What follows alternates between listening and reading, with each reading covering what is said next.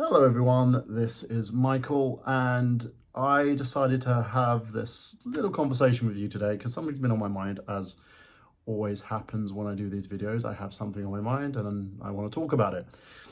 And it's something that's come up being a teacher in a sense, because like working as a teacher and working in this industry, there's a couple of things that bug me. But I'm going to talk about the first thing and maybe the second thing in another video. The first thing is expectation. There's an expectation in learning English where parents think my kid is going to get super quick, going to learn English super quick, and is going to make sure that they're the best. And it's a lot of Chinese parents' expectations that they have this, where they think their kid is going to be the most awesome and the biggest in terms of what they do. And they don't understand that learning is a process. I had a couple of students who were removed from my classes because I was told that the parents expected certain things and they didn't get those certain things.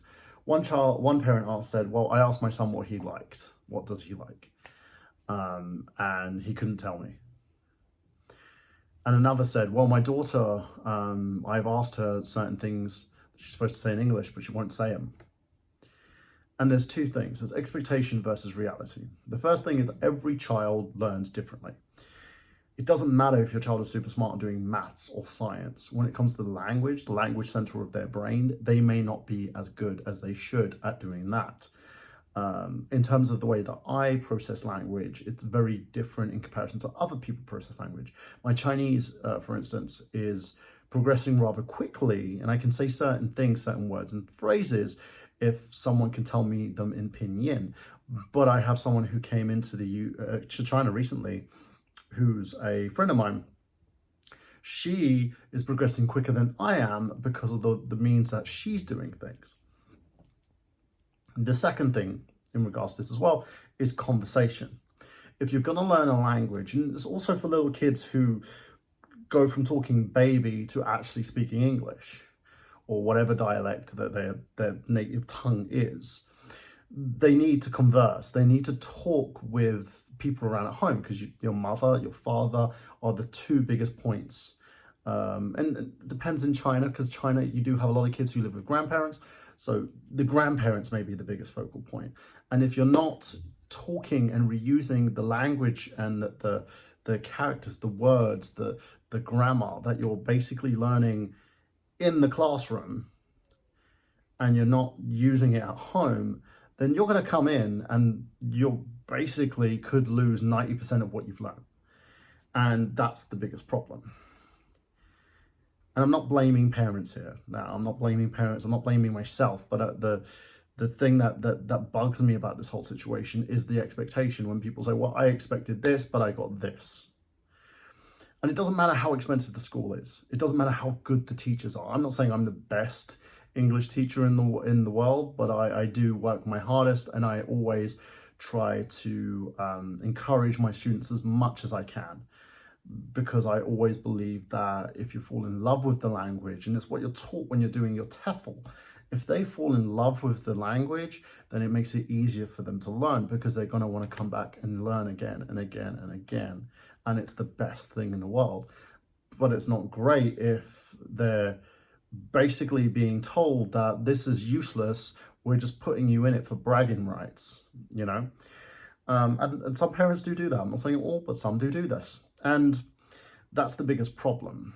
And I am finding where children will get pulled, they lose the love that they have for the language, they don't speak it again, and they lose any contact they have with it. The same happened with me when I was learning Turkish.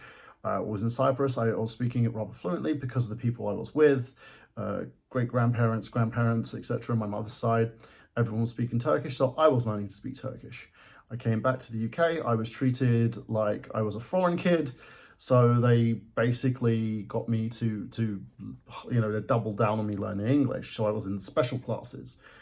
So I lost a lot of what I was learning because, one, my parents refused to speak with me in Turkish, and two, they didn't care. Like, it was like, oh, well, you're learning English, you're in the United Kingdom, you're never going to use the Turkish anywhere else.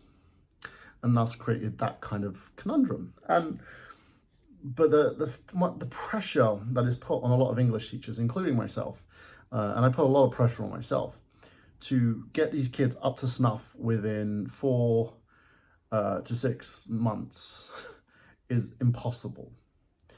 And without parents' intervention and help, and getting the kids to re-say their words, to communicate with their parents. That's why you see the best kids, the kids that speak the best English, are the ones where the parents speak it at home. Speaking at home is the best way to encourage your child to continue learning, to continue saying certain things, because then they will continue to use it in class and then continue to use it outside of class and then use it everywhere. It's an encouragement. That's the best way to build that second language. It's taking them out of that comfort zone and forcing them to use what they've learned.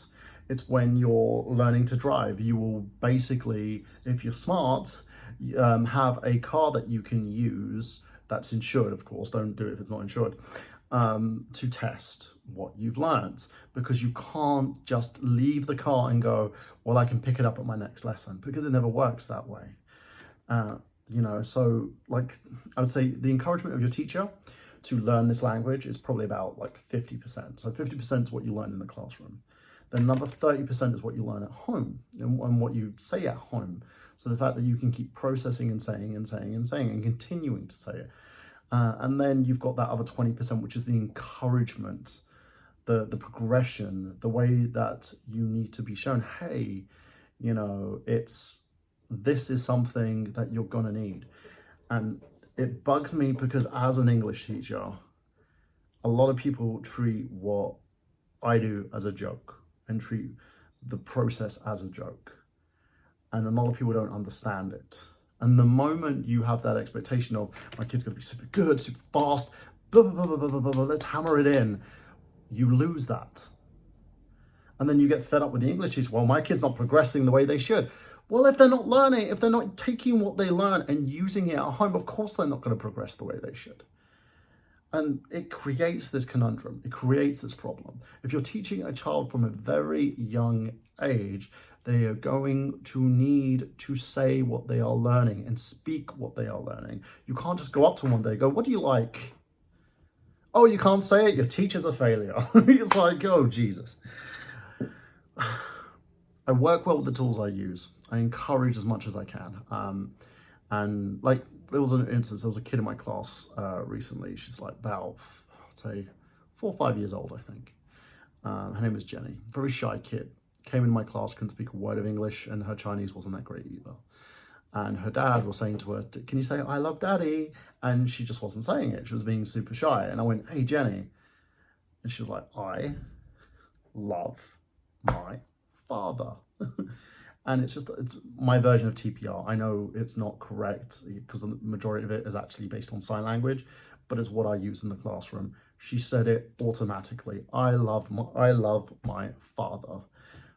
Bim, boom, boom, boom, boom, boom. This kid, dad was impressed. I was happy. She was happy because she got to say something amazing to her dad and show the work that she put in. Because I love my kids and I love the work that they put in and how passionate they are. But I feel we lose that sometimes when we get parents who are so impatient and don't want to put the work in to help their children and assist them to get to that level. Because if you want them to be progressive and get to the level that you want them to get to, you need to put the work in too. And all it takes is about like 10, 20 minutes a day. I even do things where I have kids who are really bad at their phonics, who've missed a load of classes. I give them phonics games so they can take home out of my own pocket to their mums and dads, so they can play these games, so they can learn more, so they can continue to progress and grow. And that's the thing here. It's growth. And I think a lot of parents don't see that. They don't see that this is what you need to do. That like 50% of what our job is in the classroom. And the other 50% is outside. It's the encouragement. It's 20% at home talking with you. Even if you don't understand the language, them saying words and phrases. And if they're not doing things correctly, then I can pick it up and I can fix it and I can help them.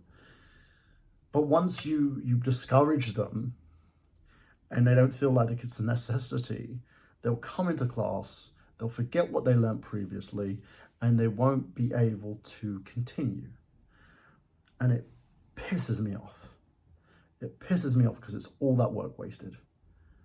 Because people think that our job should be 100% in the classroom, 100% of their learning should be in the classroom, and they should know how to speak perfect English within 6 months of being in my class.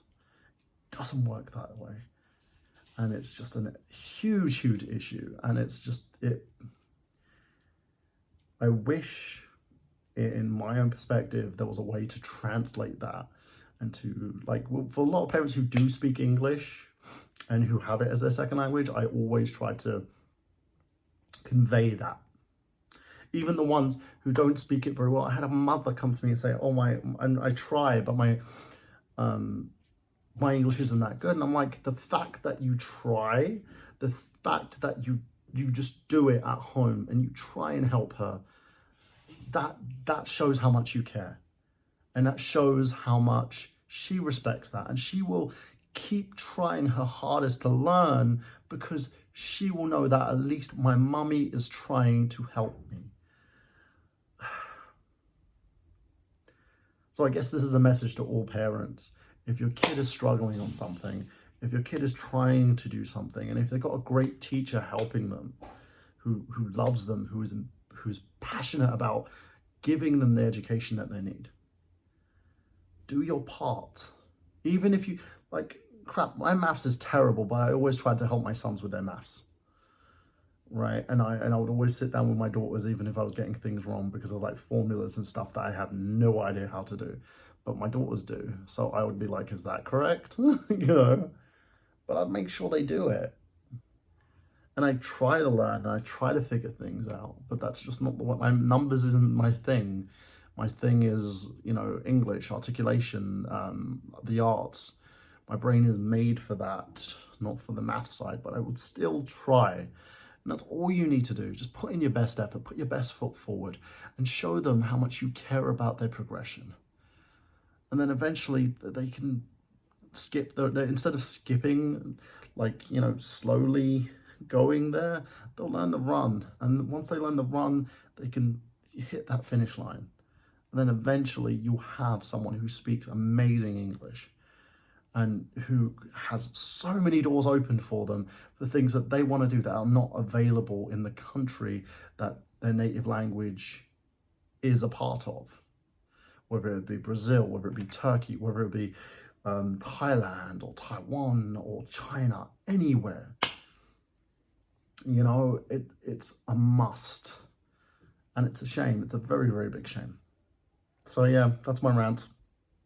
Hope you're having a great day. I'm tired as hell. I've got a big class tomorrow. I'm waiting for my partner to come.